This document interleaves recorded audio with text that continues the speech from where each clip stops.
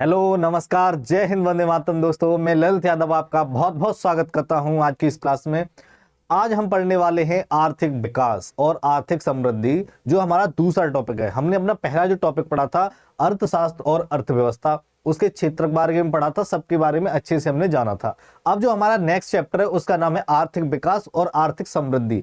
आज हम जानेंगे आर्थिक वृद्धि क्या होती है, आर्थिक समृद्धि क्या होती है, इसे कैसे मेजर किया जाता है और ये हमारे जीवन में कैसे लाभदायक होती है, क्यों इसको बनाया गया है, इसके जो इंडेक्स हैं या इसके जो मेजरमेंट है वो कौन कौन से हैं, इन सब के बारे में आज हम डिटेल से जानने वाले हैं। ठीक है, आज का हमारा टॉपिक है आर्थिक विकास और आर्थिक समृद्धि। तो बिना देरी के अपना टॉपिक शुरू करते हैं हम, आर्थिक विकास और आर्थिक समृद्धि। ठीक है, क्या है टॉपिक का नाम? आर्थिक विकास और आर्थिक समृद्धि। एक ही टॉपिक है, नाम इसके दो ही, मतलब टॉपिक दो ही, मतलब एक ही चैप्टर में इन्हें पढ़ना है। ठीक है, आर्थिक विकास और आर्थिक समृद्धि। आर्थिक समृद्धि, अगर मैं इंग्लिश की बात करूं तो इंग्लिश में इसे किस नाम से जाना जाता है? यानी कि economic development, economic development and economic development and economic prosperity. ठीक है, इकोनॉमिक प्रॉस्पेरिटी। ठीक है, economic development and economic prosperity के नाम से इसे जाना जाता है। आज हम जानेंगे इकोनॉमिक डेवलपमेंट एंड प्रॉस्पेरिटी क्या होती है। ठीक है,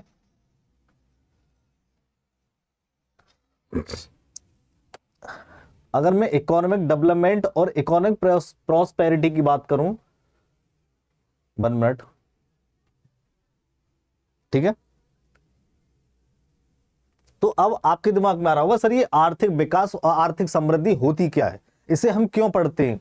तो हम किसी भी व्यक्ति के जीवन स्तर, अपना जीवन स्तर, या कोई भी समाज का कोई भी व्यक्ति है, या देश, किसी भी देश का है, किसी भी राज्य का कोई भी व्यक्ति है, उसके जीवन स्तर को जानने के लिए, या उस देश के डेवलपमेंट को जानने के लिए, उस राज्य के डेवलपमेंट को जानने के लिए आर्थिक विकास और समृद्धि को पढ़ते हैं। यानी कि वहां लोगों का कितना डेवलपमेंट, यानी कितना विकास हो रहा है, वहां उनके जीवन स्तर कैसा है, रहन सहन कैसा है, गुणवत्ता कैसी है, खान पान कैसा है। तो उस चीज को जब हम मेजर करते हैं तो उससे हमें आर्थिक विकास के बारे में पता चलता है, वहां का आर्थिक विकास कैसा है, लोगों का जीवन कैसा है, तो उसे हम आर्थिक विकास कहते हैं। Got it? तो हम बात करेंगे सबसे पहले आर्थिक विकास की। हम पढ़ेंगे सबसे पहले आर्थिक विकास, जिसे हम इकोनॉमिक डेवलपमेंट के नाम से जानते हैं। Economic development, economic development. Economic development की अगर मैं बात करूं, इसकी डेफिनेशन की बात करूं, तो इसकी डेफिनेशन क्या होगी? यानी कि किसी भी देश के या किसी राज्य के, किसी देश या राज्य, किसी देश या राज्य के लोगों का जीवन स्तर, किसी देश या राज्य के लोगों द्वारा उत्पादन तथा आय के साथ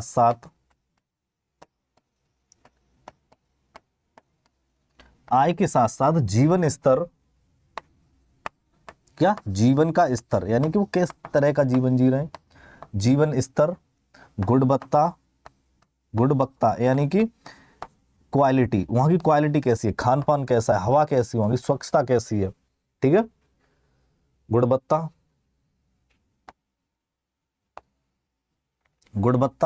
क्या है? राज्य के लोगों के द्वारा उत्पादन तथा आय के साथ साथ जीवन स्तर, गुणवत्ता को आर्थिक विकास कहते हैं। ठीक है, को आर्थिक विकास कहते हैं। ठीक है, डेफिनेशन से चीजें आपको समझ में आ रही होंगी। यानी कि आप जिस एरिया में रह रहे हैं, जिस देश में रह रहे हैं, जिस राज्य में रह रहे हैं, वहां की उत्पादन कैसा है, वहां प्रोडक्शन कैसा हो रहा है, खान पान कैसा है, वहां पे लोग रह कैसे रहे, गंदगी में रह रहे हैं या साफ सफाई में रह रहे हैं, वहां सड़कें हैं या नहीं, वहां पर स्वच्छता का कुछ सैनिटाइजेशन है या नहीं, या वहां पर एजुकेशन का कोई साधन है या नहीं, हेल्थ का कैसा, हेल्थ सिस्टम कैसा है वहाँ का। तो ये जो रहन सहन है, गुणवत्ता है, यानी कि अगर एक तरह से आप ये भी समझ लें विदाउट गुणवत्ता की भी आपको चीजें मिल रही हैं, यानी कि आपको खाना मिल रहा है, तो यानी कि आपको भोजन मिल रहा है लेकिन उसमें कोई गुणवत्ता नहीं है, यानी कि वो शरीर के लिए लाभदायक ही नहीं है, उसमें कोई विटामिन नहीं है या उसमें कोई भी ऐसी चीज नहीं है, पोषण नहीं है जो शरीर के लिए लाभदायक हो, तो वो क्या है, उसमें गुणवत्ता नहीं है, लेकिन खाना मिल रहा है लेकिन उसमें गुणवत्ता भी नहीं, गुणवत्ता है ही नहीं, तो उसे क्या कहेंगे, आर्थिक विकास का न होना। अगर तुम्हें दवाई मिल रही है, अब वो दवाई तुम्हारे शरीर में काम ही नहीं कर रही, जो तुम्हारी प्रॉब्लम है वो ही खत्म नहीं हो रही है, तो उस दवाई का फायदा ही क्या है। तो गुणवत्ता भी बहुत जरूरी है। तो गुणवत्ता जिस व्यक्ति के लिए, यानी कि गुणवत्ता का कम नहीं हो रही है, जिस व्यक्ति को गुणवत्ता नहीं मिल रही है, तो वो आर्थिक विकास से भटका हुआ है, आर्थिक विकास उसे मिल नहीं रहा है। ठीक है, तो गुणवत्ता किसी व्यक्ति में, आप कहीं रह रहे हैं तो आपका घर बना है, अब वहां पर एक रोड है, कच्चा रोड है और एक पक्का रोड है, तो कच्चा रोड है तो गुणवत्ता थोड़ी है, वह पानी भरा है, कीच यानी कीचड़ है, कीचड़ है, तो वहां से क्या है, बहुत सारी गंदगी वगैरह बीमारी पनप रही है, तो गुणवत्ता भी बहुत जरूरी है। यानी सड़क है तो फिर सड़क अच्छी साफ सुथरी होनी चाहिए, तो क्या आर्थिक विकास कहलाएगा। Got it. यानी कि शिक्षा कैसी है, वहां का इंफ्रास्ट्रक्चर कैसा है, वहां का खान पान कैसा है, हेल्थ सिस्टम कैसा है, एजुकेशन कैसी है, उसे हम आर्थिक विकास कहेंगे। Got it. एग्जाम्पल की मैं बात करूं तो एग्जाम्पल क्या होगा इसका, एग्जाम्पल क्या क्या होंगे, यानी कि शिक्षा का प्रबंध कैसा है वहां, क्या शिक्षा, यानी कि शिक्षा किस तरह की मिल रही है, उसके साथ साथ स्वास्थ्य, यानी कि वहां हेल्थ का क्या सिस्टम, यानी हेल्थ सिस्टम कैसा, वो कैसे काम कर रहा है, हेल्थ सिस्टम है वो कैसे काम कर रहा है। ठीक है, हेल्थ सिस्टम, हेल्थ सिस्टम की बात की मैं बात करूं, वहां का इंफ्रास्ट्रक्चर कैसा है। ठीक है, इंफ्रास्ट्रक्चर इंग्लिश में लिख देता हूं, या गलत हो सकता है, इंफ्रास्ट्रक्चर, इंफ्रास्ट्रक्चर कैसा है, इंफ्रास्ट्रक्चर मतलब वहां की सड़कें कैसी हैं। ठीक है, इंफ्रास्ट्रक्चर यानी कि वहां की सड़कें, साफ सफाई, या साफ सफाई, या रहन सहन, रहन सहन कैसा है, ऐसा तो नहीं है बहुत घनी आबादी में लोग रह रहे हो, एक एक घर में 10 10 15 15 लोग भरे पड़े हैं, या किसी का घर है वो कच्चा मकान है, बारिश हो रही है तो टपक रहा है, रहने का कोई इंतजाम नहीं है, तो वो किस में आएगा, आर्थिक विकास में। ठीक है, क्या होगा, सड़कें हो गई, साफ सफाई हो गई, साफ सफाई के साथ साथ बिजली हो गई, यानी कि बिजली का कोई प्रबंध है या नहीं, तो ये जो सारी चीजें हुए ये आर्थिक विकास में आती हैं, ये दिखाती हैं कि व्यक्ति का कितना विकास हो रहा है। Got it. व्यक्ति का कितना विकास हो रहा है, ये इन सब चीजों से हमें पता चलता है।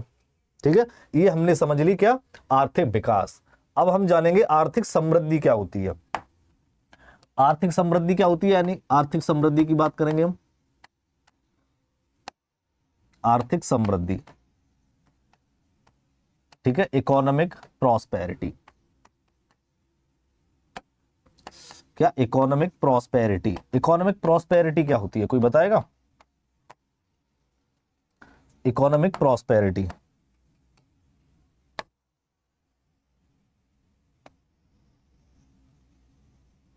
इकोनॉमिक प्रॉस्पेरिटी क्या होती है, यानी कि जब किसी व्यक्ति के जीवन में या किसी देश की अर्थव्यवस्था में या किसी राज्य की अर्थव्यवस्था में जीडीपी का, जीएनपी का और पर कैपिटा इनकम का जो डेवलपमेंट होता है उसे हम इकोनॉमिक प्रॉस्पेरिटी कहते हैं। ठीक है, यानी कि जो जीडीपी होती है, जीएनपी होती है या पर कैपिटा इनकम होती है, जब उसमें वृद्धि होती है तो उसे हम प्रॉस्पेरिटी कहते हैं, यानी कि इकोनॉमिक प्रॉस्पेरिटी कहते हैं।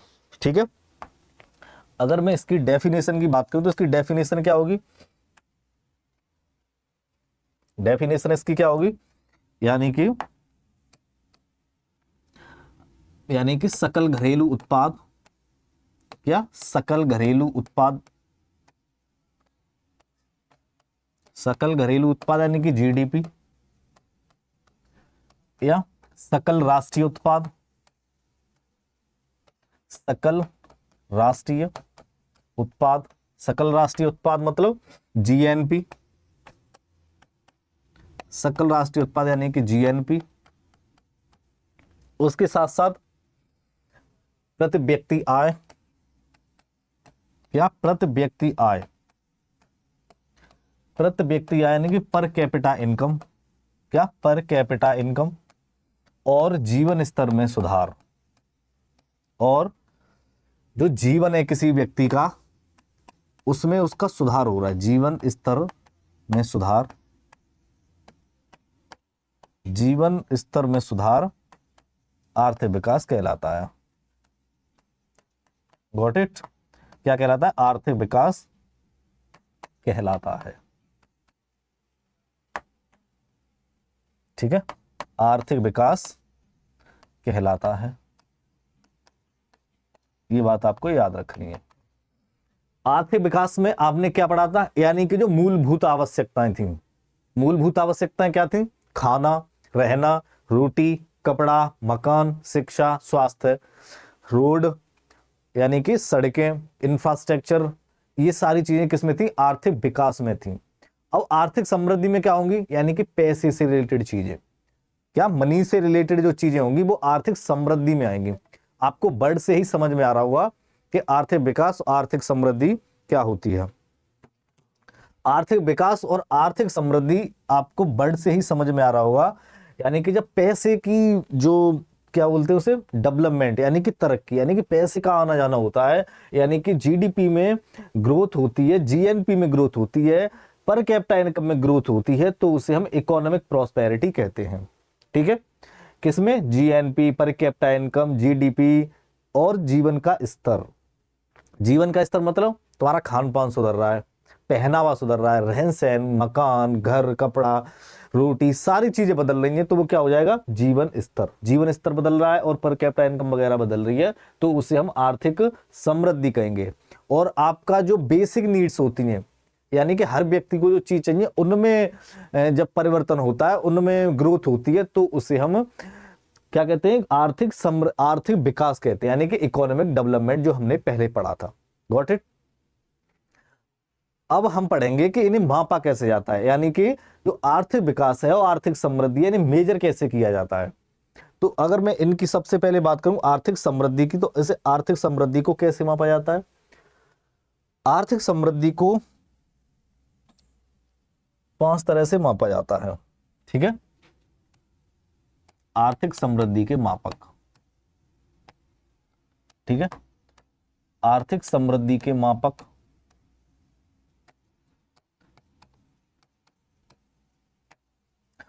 कौन कौन से होते हैं? ये 5 तरह के होते हैं, यानी कि एक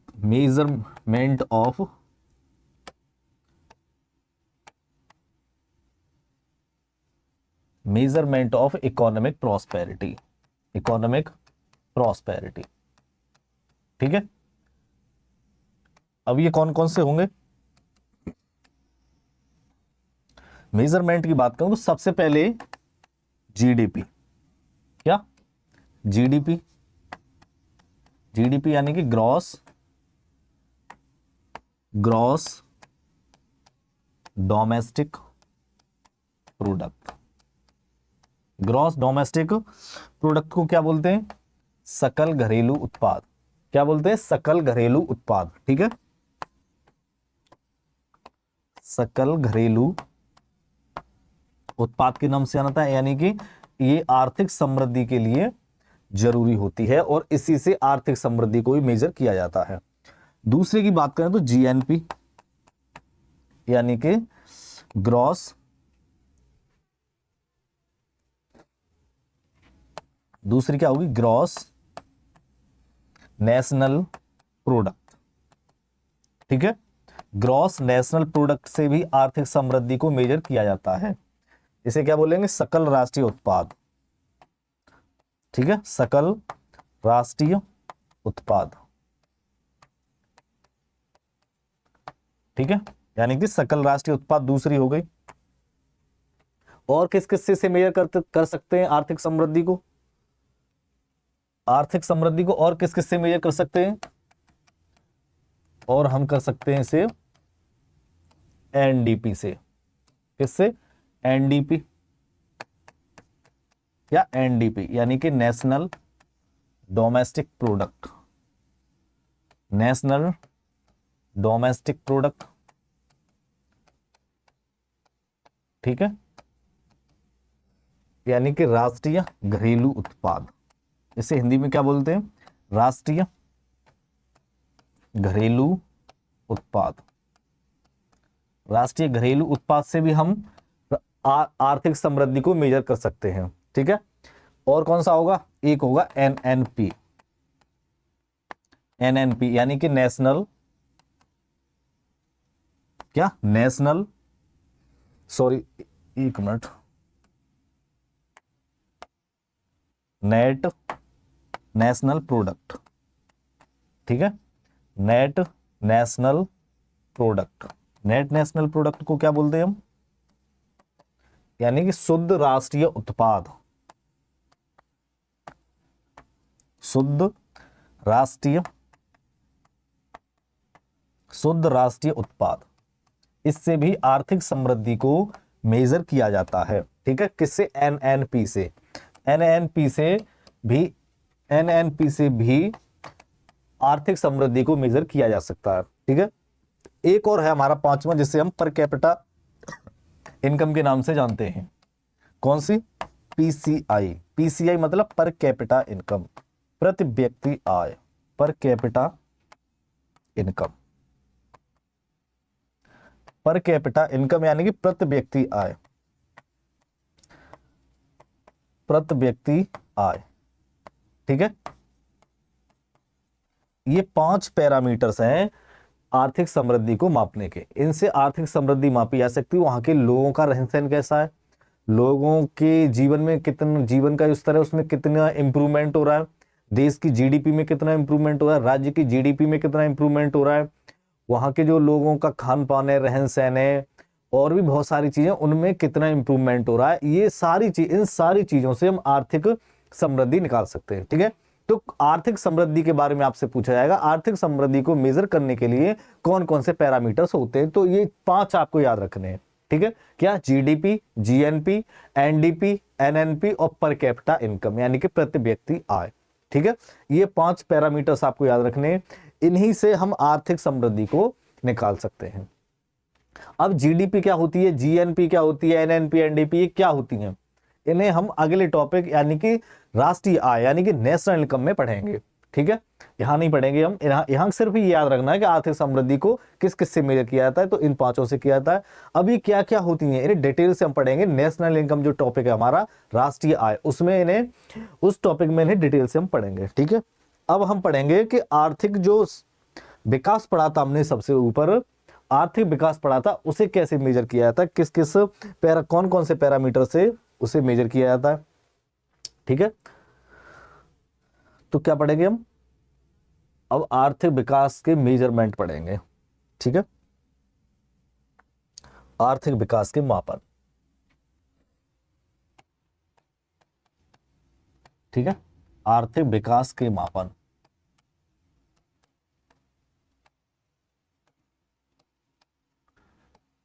ठीक है, आर्थिक विकास के मापन यानी कि measurement of economic development.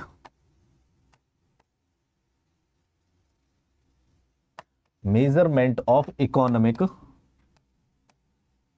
Development. Measurement of economic development क्या होते हैं, जो मैंने अभी आपको बताया था, यानी कि किसी भी व्यक्ति के जीवन स्तर का, रहन सहन, जीवन की गुणवत्ता, इन सब में इंप्रूवमेंट होता है। रहन सहन में, खान पान में, एजुकेशन में, हेल्थ में, इन सब में इंप्रूवमेंट होता है, तो उसे हम आर्थिक विकास कहते हैं। आर्थिक विकास की बात करूं तो आर्थिक विकास को 5 तरह से मापा जाता है। सबसे पहले हम बात करेंगे पहले वाले की, इसे किस नाम से जाना जाता है, आधारभूत आवश्यक प्रत्यागत। ठीक है, आधारभूत आवश्यक प्रत्यागत, आवश्यक प्रत्यागत यानी कि बेसिक नीड्स अप्रोच, यानी कि बेसिक नीड्स, मूलभूत। ठीक है, क्या, basic needs, basic needs approach. ठीक है, बेसिक नीड्स अप्रोच, सबसे पहला कौन सा, basic needs approach. Basic needs approach क्या होता है,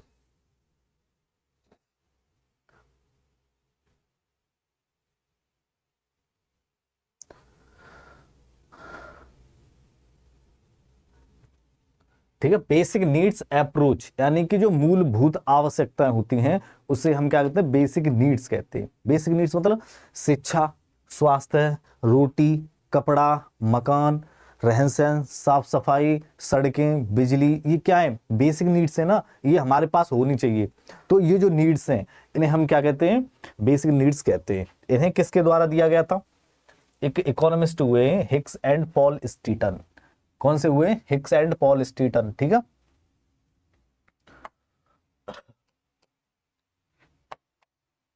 कौन से हुए, हिक्स एंड पॉल स्टीटन।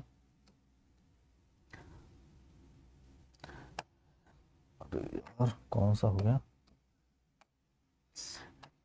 इसे हिक्स एंड पॉल स्टीटन के द्वारा दिया गया था। इसे हिक्स और पॉल स्टीटन द्वारा दिया गया था। एक मिनट रुकना, अलग कर दूं वरना आप कंफ्यूज हो गए फिर इससे। इसे हिक्स एंड पॉल स्टीटन द्वारा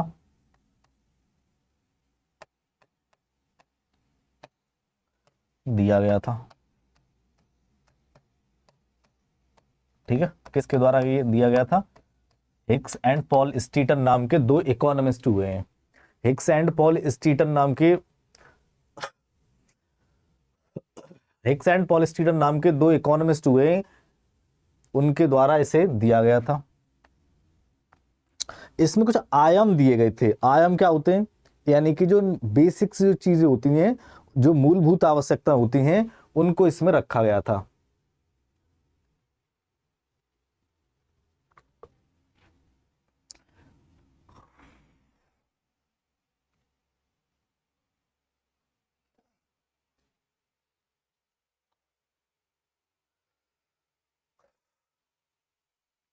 ठीक है, क्या कुछ मूलभूत आवश्यकताओं को इसमें रखा गया है। मूलभूत आवश्यकता कौन सी है,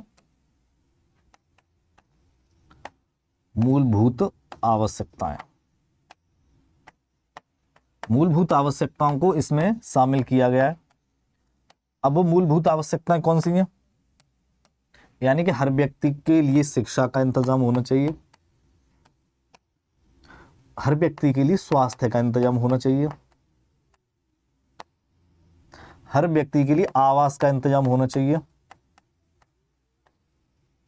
हर व्यक्ति ऐसे एरिया में रहे वहां स्वच्छता होनी चाहिए, यानी साफ सफाई होनी चाहिए। क्या, स्वच्छता, क्या, स्वच्छता यानी कि साफ सफाई होनी चाहिए। और क्या होना चाहिए, और मैं बात करूं तो जल की बात, जल आपूर्ति यानी कि पानी का प्रबंध होना चाहिए, जल की आपूर्ति होनी चाहिए, मतलब पानी का प्रबंध हो। तो ये जो हमारी बेसिक नीड्स है, क्या थी, बेसिक नीड्स, यानी कि ये सारी हर व्यक्ति के लिए अवेलेबल होनी चाहिए। ये आधारभूत आधारभूत आवश्यक प्रत्यागत में इन चीजों को रखा गया है। ये हिक्स एंड पॉल स्टीटन के द्वारा दिया गया था। इसमें ये बातें कही गई थी कि हर व्यक्ति के लिए शिक्षा होनी चाहिए, यानी कि बेसिक शिक्षा तो होनी चाहिए। किसी प्राइमरी स्कूल वगैरह में पढ़ाओ, मतलब इतना तो वो अपने साइन वगैरह कर ले, और उसका मतलब एडमिशन तो होना चाहिए किसी स्कूल में कि हाँ ये भाई शिक्षा से जुड़ा हुआ है, ऐसे माहौल में तो रह रहा है। स्वास्थ्य का इंतजाम होना चाहिए उसके लिए, यानी कि दवाई वगैरह उसे टाइम पर मिलनी चाहिए। उसके पास एक घर होना चाहिए, ऐसा तो घर होना चाहिए कि वो रह सके, और ऐसा ना हो कि वो टपक रहा है बारिश में, या कच्चे मकान में कहीं रह रहा है, मकान गिर गया, दब गया। तो उसके लिए एक अच्छा सा आवास होना चाहिए, उसका प्रबंध होना चाहिए। साफ सफाई होनी चाहिए, क्या है कि विदाउट साफ सफाई क्या होता है कि जो बीमारियां होती हैं वो बहुत ज्यादा फैलती हैं। बीमारियां बहुत ज्यादा फैलती हैं, तो हर व्यक्ति को स्वच्छता का ध्यान रखना होगा। उसके साथ साथ जल आपूर्ति, यानी कि पानी का प्रबंध होना चाहिए, पीने के पानी का प्रबंध होना चाहिए। ऐसा नहीं है कि कोई व्यक्ति है वो गंदा सन्ना पानी पी रहा है, तो उससे क्या और लोग भी प्रभावित होंगे, बीमारियां बढ़ेगी, हेल्थ सिस्टम पर बहुत ज्यादा जोर पड़ेगा। तो पानी यानी कि जल आपूर्ति नहीं होनी चाहिए, पानी का प्रबंध होना चाहिए। इन सबको मूलभूत आवश्यकताओं में रखा गया है, ठीक है। पहला टाइप हमारा क्या था, यानी कि आधारभूत आवश्यक प्रत्यागत, यानी बेसिक नीड्स अप्रोच, ठीक है। उसके बाद जो हमारा दूसरा है वो है जीवन की भौतिक गुणवत्ता सूचकांक। क्या है, जीवन की भौतिक गुणवत्ता सूचकांक, ये क्या होता है? चल भाई क्या कर रहा है?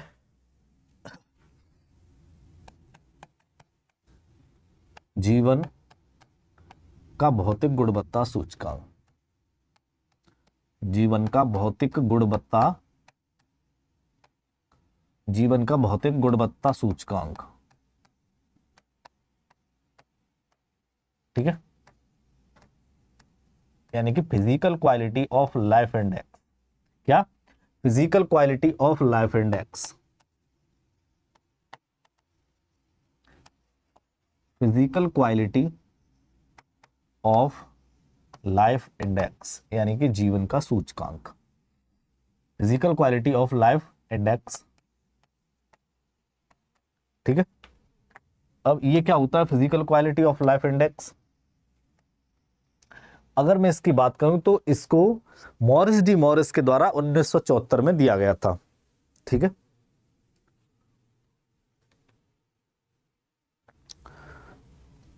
मॉरिस डी मॉरिस के द्वारा इसे 1976 में दिया गया था, यानी कि जीवन का भौतिक गुणवत्ता सूचकांक। एक मिनट,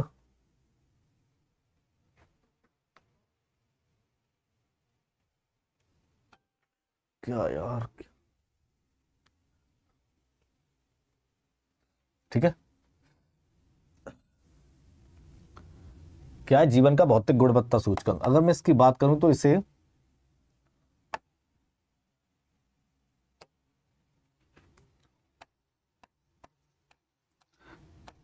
मॉरिस डी मॉरिस के द्वारा, ठीक है, मॉरिस डी मॉरिस एक व्यक्ति थे, एक इकोनॉमिस्ट थे, मॉरिस डी मॉरिस द्वारा 1976 में दिया गया था।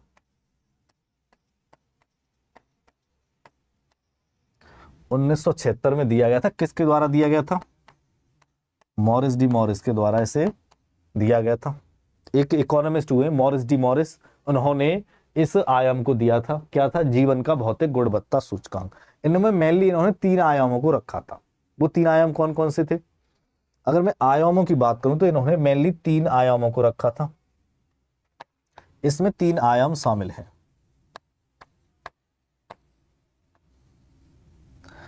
इसमें 3 आयाम शामिल हैं। आयाम मतलब यानी कि जीवन को मेजर करने की जो चीजें हैं वो इनको इसमें शामिल की गई, यानी 3 आयामों को शामिल किया गया है।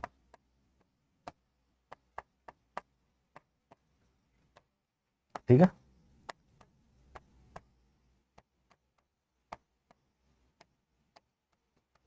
वो 3 आयाम कौन कौन से?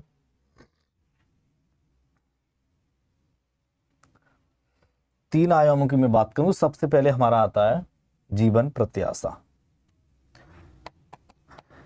क्या आती है? जीवन प्रत्याशा।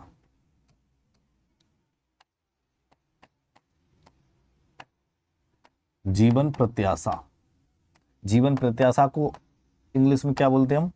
लाइफ एक्सपेक्टेंसी, यानी कि उम्र जीने का एवरेज, लाइफ एक्सपेक्टेंसी। ठीक है, एक्सपेक्टेंसी। ठीक है। अब लाइफ एक्सपेक्टेंसी क्या होती है, जीवन प्रत्याशा क्या होती है? ये हिक्स एंड पॉल स्टीटन ने ये 3 आयाम दिए थे, उनमें से जो हमारा एक आयाम है वो है जीवन प्रत्याशा। जीवन प्रत्याशा क्या होती है? यानी कि किसी भी व्यक्ति के किसी भी राज्य के या किसी भी देश के जो लोग हैं उनके जीवन जीने की जो एवरेज आयु होती है उसे हम लाइफ एक्सपेक्टेंसी कहते हैं। एवरेज आयु मतलब ये है कि जो वहां के जो लोग हैं जो जितना टाइम अपनी लाइफ को जी रहे हैं, उसके बाद क्या है, हर व्यक्ति को मरना होता है। तो जब हर व्यक्ति मरता है तो उसका एक एवरेज निकाला गया है, तो उस एवरेज को निकाला गया है, उस एवरेज को हम लाइफ एक्सपेक्टेंसी कहते हैं। अब मान लो कोई आदमी वो 70 साल की आयु तक जीवित है, यानी कि 70 साल पे जाके मर गया।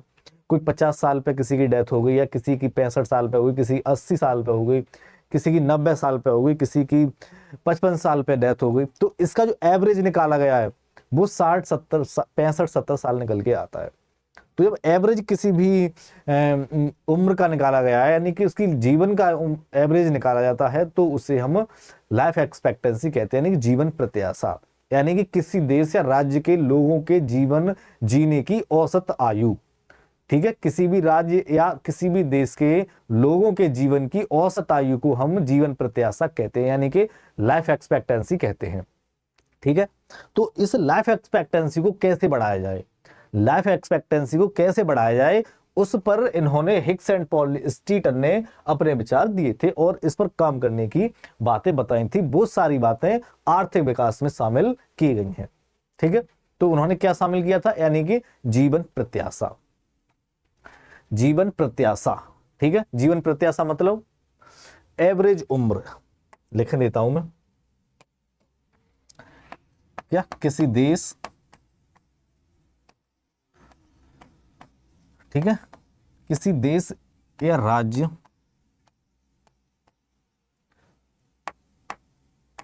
किसी देश या राज्य के लोगों की औसत आयु। ठीक है, किसी देश या राज्य के लोगों की औसत आयु, औसत आयु क्या कहलाती है, जीवन प्रत्याशा। ठीक है, यानी कि कोई व्यक्ति 60 साल पे मर गया, कोई 70 पे मर गया, कोई 65 पे मर गया, कोई 55 पे मर गया, तो उनका जो औसत निकाला गया है वो कितना है, 65 साल 70 साल, जो कि भारत जैसे देश के लिए बहुत ही ये कम आंकड़ा है। मतलब यहाँ की लाइफ एक्सपेक्टेंसी यानी कि जीवन प्रत्याशा है, वो भारत की बहुत ही कम है और देशों की कंपेरिजन में। ठीक है, सबसे ऊपर नॉर्वे, स्विट्जरलैंड, ये देश हैं, इनकी 80 के आसपास है। यहाँ के जो लोग हैं उनकी जो औसत आयु निकाली गई है वो 80 साल निकल के आई है। भारत की जो औसत आयु है वो 70 के अप्रोक्स, 65 के अप्रोक्स, 65 70 से कम, यानी 65 के अप्रोक्स निकल के आई है, जो कि बहुत ही कम है। अब इसके कारण क्या है, स्वास्थ्य का जो सिस्टम है वो हमारा अच्छा नहीं है, यानी कि हेल्थ सिस्टम है वो अच्छा नहीं, हमारा जो खान पान है वो अच्छा नहीं है। यही तो प्रॉब्लम होंगे, आदमी जल्दी क्यों मर रहा है, आदमी के जल्दी मरने की प्रॉब्लम क्या है, यानी कि उसका खान पान अच्छा नहीं है, रहन सहन अच्छा नहीं है, साफ सफाई में नहीं रह रहा है, यही तो चीज हो सकती है। या बहुत ज्यादा काम करता है, ऐसा भी हो सकता है, यानी कि बहुत ज्यादा काम करता है, उससे उसकी बॉडी काम चीजों को झेल ना पाती है, उससे क्या है जल्दी आदमी कोई एक्सपायर हो रहा है। तो इन सब चीजों में कैसे इंप्रूवमेंट किया जाए, खान पान कैसे अच्छा किया जाए, कैसे लोगों के जीवन को और अच्छा बनाया जिससे वो काम कम करें, जिससे उम्र उनकी बढ़ सके। या कोई खतरनाक प्लेस पे काम कर रहा है, कोयले की खदानों में व्यक्ति काम कर रहे हैं, मशीनें नहीं है, तो वहां से क्या है बहुत जल्दी आदमी, वहां जो कोयले की खदानों में काम करते हैं उनकी तो बहुत कम आयु होती है। ठीक है, तो ऐसी जो चीजें हैं इनमें कैसे इंप्रूवमेंट किया जाए, तो हिग्स एंड पॉल स्टीटन के द्वारा इन चीजों को एक्सप्लेन किया गया था। ठीक है, दूसरा आयाम कौन सा है हमारा, पहला क्या था, जीवन प्रत्याशा यानी कि लाइफ एक्सपेक्टेंसी।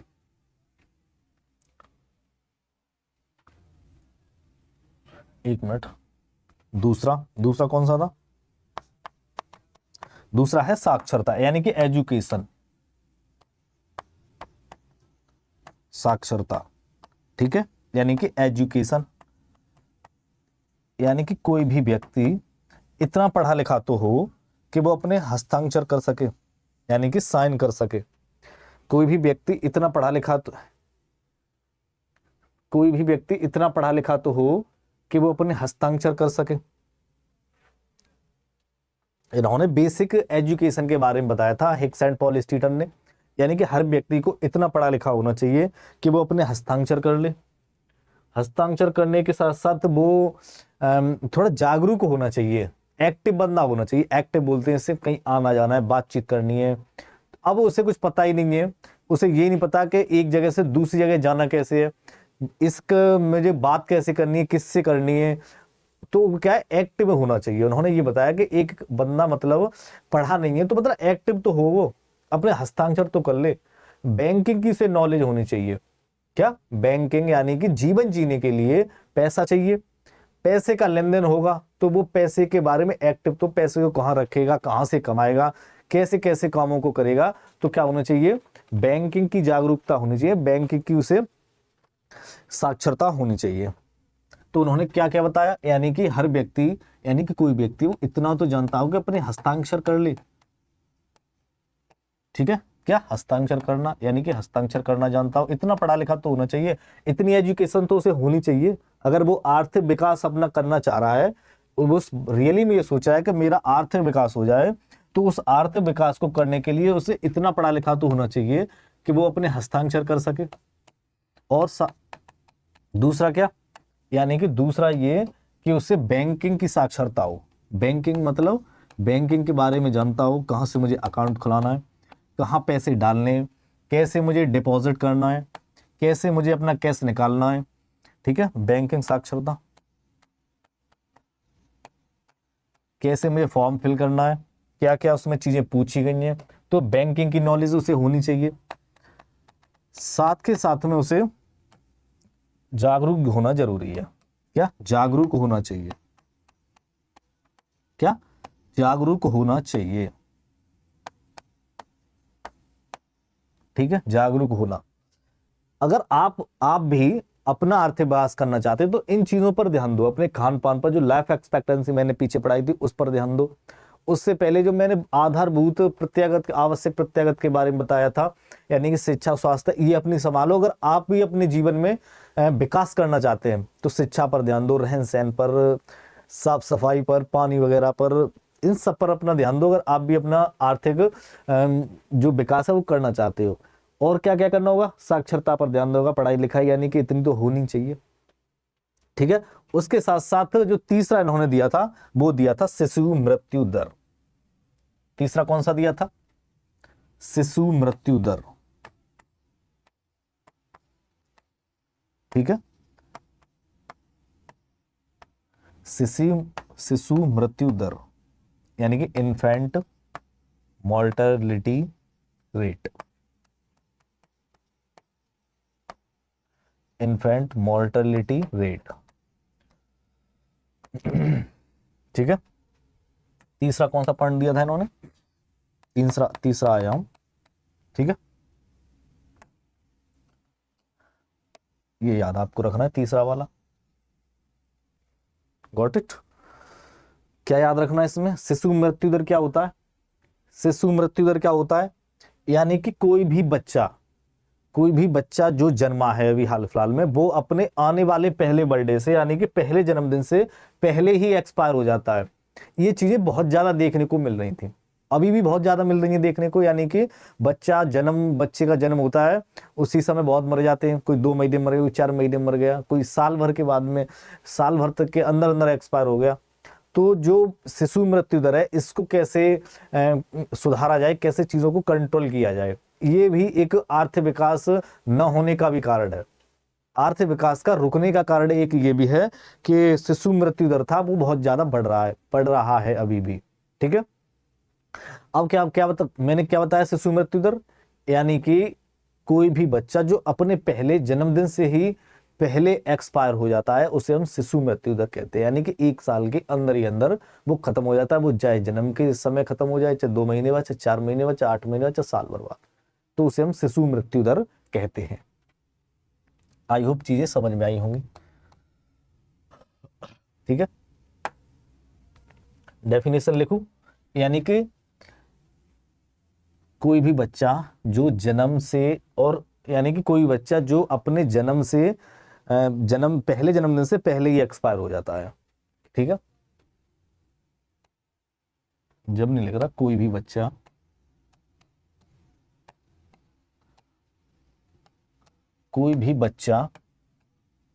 अपने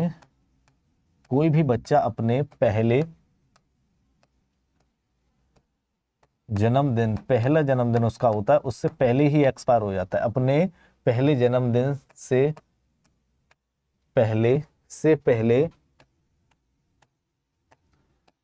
ही एक्सपायर हो जाए तो उसे हम क्या बोलते हैं, यानी कि अपने पहले जन्मदिन से पहले ही एक्सपायर हो जाए तो उसे हम शिशु मृत्यु दर कहते हैं। ठीक है, शिशु मृत्यु दर के कारण क्या है, मतलब कि ये क्यों बढ़ रहा है, इसे कैसे सुधारा जाए, कौन कौन सी ऐसी चीजें जिनमें हम सुधार करें तो इसे संभाल सके। शिशु मृत्यु दर आर्थिक विकास का एक बहुत ही इंपॉर्टेंट हिस्सा है। तो इसे कैसे सुधारा जाए, तो इसे सुधारने के कौन कौन से आयाम है, कौन कौन से कारण है, कोई बताएगा कौन कौन से कारण है, कारण कौन कौन से इसके, क्या कारण, क्या क्या कारण है इसके। कारणों की हम बात करें तो सबसे बड़ा कारण तो यह है कि स्वास्थ्य संस्थानों में कमी है। स्वास्थ्य संस्थानों में कमी, यानी कि जो स्वास्थ्य संस्थान है उनमें कमी है। ठीक है, क्या स्वास्थ्य संस्थानों में कमी, यानी कि जो हमारे हॉस्पिटल हैं उनमें कमी है। हॉस्पिटल हमारे पास कम है और जो भी हैं वहां प्रॉपर इलाज नहीं मिलता है। स्वास्थ्य संस्थानों में कमी, यानी कि जो हमारे हॉस्पिटल हैं वो कम है और उनमें प्रॉपर इलाज नहीं मिलता है। ठीक है, एक कारण तो ये हो गया। दूसरा कारण ये हो गया कि अस्पताल ले जाने में दिक्कत होना। ठीक है, अस्पताल ना पहुंचना, क्या, यानी कि कोई भी महिला है जो डिलीवरी के समय अस्पताल नहीं पहुंच पाती है। ठीक है, अस्पताल में ना पहुंचना। ठीक है, अस्पताल में न पहुंच पाना। ठीक है, अस्पताल में न पहुंच पाना, यानी कि कोई भी महिला है वो डिलीवरी के टाइम पे अस्पताल नहीं पहुंच पा रही है। उसके कारण क्या है, हो सकता है हॉस्पिटल बहुत दूर हो सकता है उसे ले जाने का कोई इंतजाम ना हो। ठीक है, तो ये एक बहुत बड़ा कारण है, इसमें भी हमें क्या है, सुधार करना होगा। या मान लो किसी बच्चे की जो डिलीवरी है वो घर पे ही हो गई, नहीं पहुंच पाया, तो अब क्या होगा भाई साहब, डिलीवरी घर पे ही होगी। क्या, मान लो किसी बच्चे का डिलीवरी घर पे हुई तो उसमें क्या है, बहुत सारी प्रॉब्लम हो जाती हैं।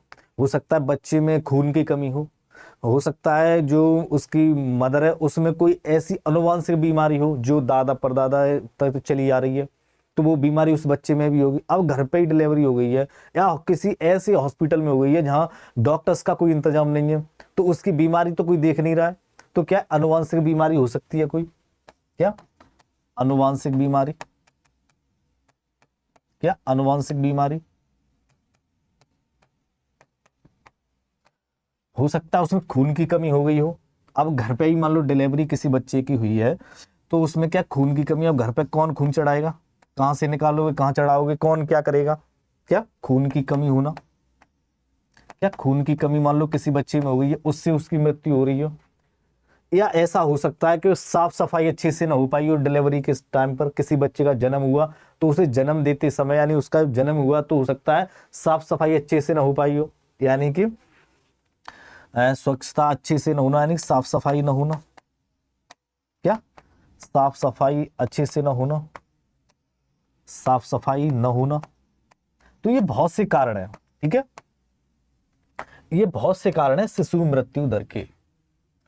ठीक है, शिशु मृत्यु दर के ये बहुत से कारण हैं, तो इन कारणों पर हमें अच्छे से काम करना होगा अगर हमें अपनी हमारा जो आर्थिक विकास है उसको डेवलप करना है, आर्थिक जो हमारा इकोनॉमिक डेवलपमेंट है इसे मजबूत बनाना है, तो हमें इन सब कामों पर काम करना होगा, इन सब चीजों पर काम करना होगा। ठीक है, शिशु मृत्यु दर का एक फॉर्मूला भी आपको याद रखना है, कभी आपको भविष्य में शिशु मृत्यु दर निकालने की जरूरत पड़े तो उसका फॉर्मूला क्या होगा, शिशु मृत्यु दर का फॉर्मूला क्या होता है, इसमें क्या हो गया, शिशु मृत्यु दर का फॉर्मूला, यानी मैं सूत्र यहां लिख दे रहा हूं, उसका सूत्र क्या होगा, यानी कि एक साल में जो बच्चे जन्मे वो एक्सपायर हो गए, यानी एक साल में मान लो 100 बच्चे जन्मे, उनमें से 20 बच्चे मान लो एक्सपायर हो गए, तो उनकी संख्या, और कुल जन्मे उनकी संख्या, कुल कितने जन्मे 100 बच्चे, और एक्सपायर कितने हो गए 20 बच्चे, इंटू 1000। ठीक है, एक वर्ष की कमायु, एक वर्ष की कमायु के मृत बच्चों की संख्या। ठीक है,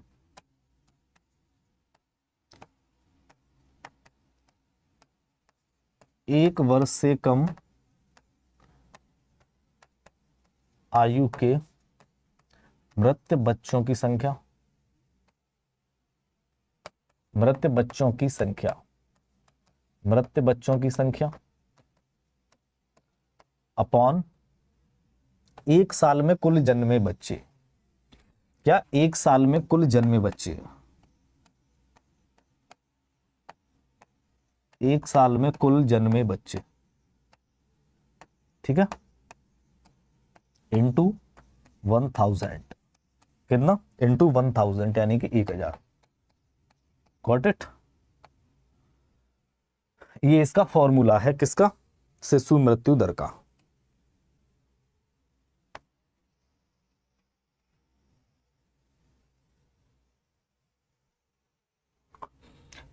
यानी कि एक साल में मान लो कुल बच्चे 100, यानी कि 100 बच्चे जन्मे, 100 में से 20 बच्चे एक्सपायर हो गए, तो एक साल में क्या है, एक वर्ष में एक वर्ष से कम आयु के बच्चों की संख्या, यानी मृत बच्चों, कितने लोग, कितने एक्सपायर हो गए, यानी कि 20 एक्सपायर हो गए।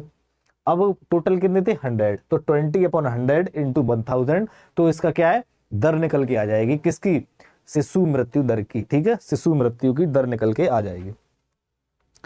तीसरे की बात करें तो हमारा तीसरा टाइप है, उसका नाम है, दो हमने पढ़ लिए, यानी कि आर्थिक विकास के हमने दो सिद्धांतों को पढ़ लिया।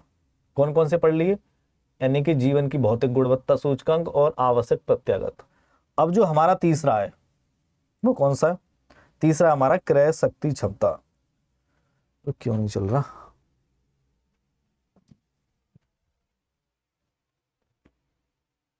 एक मिनट,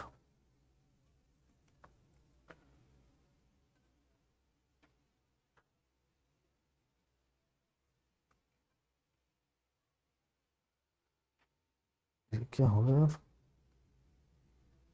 एक मिनट एक मिनट एक मिनट, सारी चीजें डिलीट हो गई।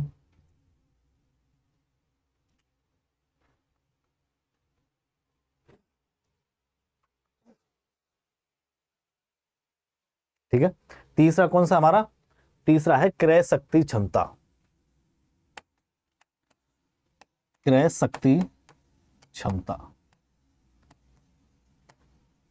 क्रय शक्ति क्षमता, इसे हम पीपीपी के नाम से भी जानते हैं। क्या, पीपीपी के नाम से भी जानते हैं। इसकी फुल फॉर्म क्या है, पीपीपी की, पीपीपी की फुल फॉर्म क्या है, यानी कि परचेजिंग, परचेजिंग, एन है ये, एन, एक मिनट,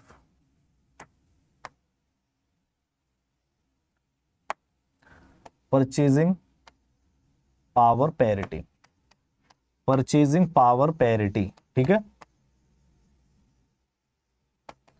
परचेजिंग पावर पैरिटी। अब ये परचेजिंग पावर पैरिटी होती क्या है, ये हमारा तीसरा टाइप है, ठीक है बेटा, कौन सा, थर्ड।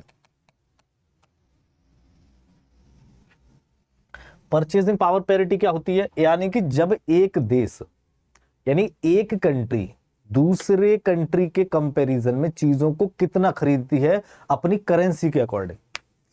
नहीं समझ में आया, यानी कि एक देश की चीजों को खरीदने की तुलना जब दूसरे देश से की जाती है तो उसे हम पीपीपी कहते हैं, ठीक है। अगर मैं डेफिनेशन की बात करूं तो इसकी डेफिनेशन क्या होगी, डेफिनेशन देखो तब आपको चीज समझ में आएगी। क्या होता है कि यानी कि एक देश दूसरे देश की तुलना में कितनी चीजों को खरीदता है उसे हम पीपीपी कहते हैं। यानी कि भारत में जो चीजें मान लो 100 रुपए की खरीदी जा रही हैं, यानी कि कोई भी सामान भारत में 100 रुपए का आ रहा है, तो वही पड़ोसी देश बांग्लादेश में वो कितने का आ रहा है, 50 का आ रहा है या 200 का आ रहा है या 150 का आ रहा है, 250 का आ रहा है, तो वो क्षमता बता रहा है कि भारत में तो मैंने 100 रुपए के 1 किलो टमाटर खरीद लिए थे, यहाँ तो मुझे 50 में मिल गए, तो उसकी जो क्रय शक्ति क्षमता है वो बांग्लादेश की ज्यादा होगी। अगर वही टमाटर जहां भारत में 50 रुपए किलो मिल रहा है वो टमाटर बांग्लादेश में 100 रुपए किलो मिल रहे हैं, तो भारत की जो पीपीपी होगी वो बांग्लादेश की कंपैरिजन में अधिक होगी, ठीक है। यानी कि भारत में जो सामान 100 रुपए का मिल रहा है वही सामान ऑस्ट्रेलिया में 150 रुपए का मिल रहा है, तो जो परचेजिंग पावर पैरिटी होगी भारत की अधिक होगी, ऑस्ट्रेलिया की कम होगी। Got it. लेकिन इसे डॉलर में मापा जाता है, लेकिन इसे डॉलर से कंपैरिजन किया जाता है, रुपए में कंपैरिजन नहीं किया जाता है। अब आप ये कहोगे कि एक मैं तो 100 रुपए दूंगा तब मेरा $1 होगा और तब मैं एक टॉफी खरीद पाऊंगा अमेरिका में जाके, तो मेरे तो 100 रुपए में एक टॉफी मिल रही है, तो पीपीपी यहाँ तो हमारे देश का ज्यादा होना चाहिए, लेकिन आपके देश की करेंसी उस करेंसी के बराबर नहीं है ना, तो आपको वो ही पहले चीजों को कंपैरिजन करना होगा, करेंसी को भी कंपैरिजन करना होगा। तो जब आप करेंसी को कंपैरिजन करेंगे तब दूसरे करेंसी को जब कंपैरिजन करेंगे तब दूसरे देश के कंपैरिजन में आप जो लेन देन कर रहे हैं उसमें कितना प्रभाव पड़ रहा है। ठीक है, यानी कि डॉलर को और रुपए की कंपैरिजन कर लो, यानी कि $1 बराबर 100 रुपए किलो, वो एक डॉलर यानी कि 100 रुपए, तो $1 मतलब 100 रुपए, तो 100 रुपए उन अपने डॉलर के पास रखो, ये डॉलर में मेजर की जाती है। तो आपका $1 यानी आप 100 रुपए देंगे, वो $1 देंगे, फिर उसके बराबर में कितनी चीजें खरीदी जा रही हैं। ठीक है, यानी कि भारत में जो चीजें 100 रुपए में मिल रही हैं वही दूसरे देश में कितने रुपए मिल रही हैं, उसे हम पीपी कहते हैं, यानी कि परचेजिंग पावर पैरिटी, यानी क्रय शक्ति क्षमता। हमारी करेंसी में कितनी पावर है कि हम उतने रुपए में दूसरे देश में सामान खरीद सकते हैं। आया समझ में? इसे विश्व बैंक के द्वारा विकसित किया गया था और इसे अमेरिकी डॉलर में मेजर किया जाता है। यह एक देश की कंपैरिजन में दूसरे देश की क्रय शक्ति क्षमता बताता है। ठीक है, क्या यह एक देश की कंपैरिजन में, एक देश की तुलना में, यह एक देश की तुलना में दूसरे देश, यह एक देश की तुलना में, एक देश की तुलना में दूसरे देश, यह एक देश की तुलना में दूसरे देश की क्रय शक्ति क्षमता बताता है। क्या कहता है? क्रय शक्ति क्षमता बताता है, यानी कि पीपीपी को बताता है, क्रय शक्ति क्षमता बताता है। ठीक है, उसे हम पीपीपी कहते हैं, यानी कि परचेजिंग पावर पैरिटी कहते हैं। ठीक है, इसको किसने विकसित किया था? इसको वर्ल्ड बैंक ने विकसित किया, ये वर्ल्ड बैंक के द्वारा बनाया गया था। ठीक है, पॉइंट डाल के लिखना है, इसे वर्ल्ड बैंक के द्वारा विकसित किया गया था। किसके द्वारा? वर्ल्ड बैंक के द्वारा, वर्ल्ड बैंक के द्वारा विकसित किया गया था। ठीक है, किया गया था, विश्व बैंक के द्वारा इसे विकसित किया गया था। वर्तमान में इसे अमेरिकी डॉलर में मापा जाता है। ये पॉइंट और एक आपको नोट करके डालना है। ठीक है, नोट, यानी कि इसे अमेरिकी डॉलर में मापा जाता है, मेजर किया जाता है। अमेरिका के डॉलर में अपने पैसे को पहले बराबर करो, फिर उसके कंपैरिजन में, यानी कि दोनों के बराबर हो गए, उससे फिर बाजार में चीजों को खरीदो। जो टोकरी होती है वो टोकरी अमेरिकी डॉलर में कितने रुपए की आ रही है, कोई भी आप टोकरी खरीद के लाएं वो अमेरिका के पैसों में, यानी अमेरिका के डॉलर में कितने की आ रही है और भारत की करेंसी उसमें कितने रुपए की आ रही है, तो उनके बीच का जो कंपैरिजन होता है उसे हम पीपीपी कहते हैं, यानी कि purchasing power parity. Got it?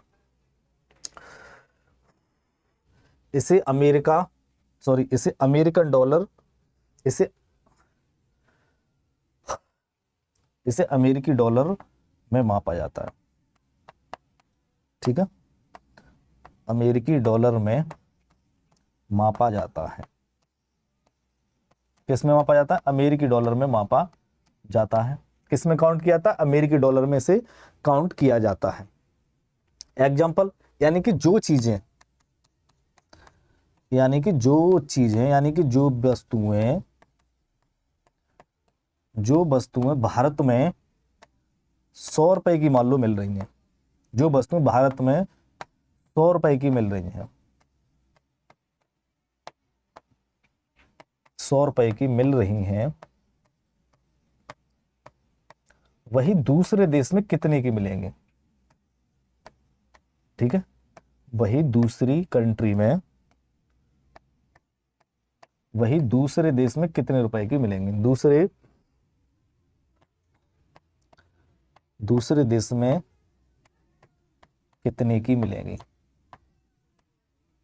ठीक है, कितने की मिलेंगी? इसे हम पीपीपी कहते हैं, परचेजिंग पावर पैरिटी। ठीक है, यानी कि कोई भी वस्तु जो भारत में 100 रुपए की मिल रही है वो दूसरे देश में कितने रुपए की मिल रही है उसे हम पीपीपी कहते हैं, यानी कि कंपैरिजन दोनों करेंसियों का पीपीपी कहलाता है। एक और पॉइंट नोट डाल के याद रखना है, इसमें एक और पॉइंट नोट डाल के याद रखना है, वर्तमान में भारत पीपीपी में तीसरी सबसे बड़ी अर्थव्यवस्था है। ठीक है, वर्तमान में भारत यानी कि करेंसी के कंपैरिजन, सामान खरीदने की तुलना में भारत तीसरे स्थान पर है। वर्तमान में भारत पीपीपी में तीसरी सबसे बड़ी अर्थव्यवस्था है, तीसरी सबसे बड़ी अर्थव्यवस्था है।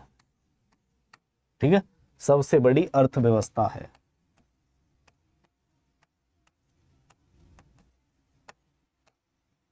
ठीक है, भारत तीसरी सबसे बड़ी अर्थव्यवस्था है। कितना हो गया टाइम?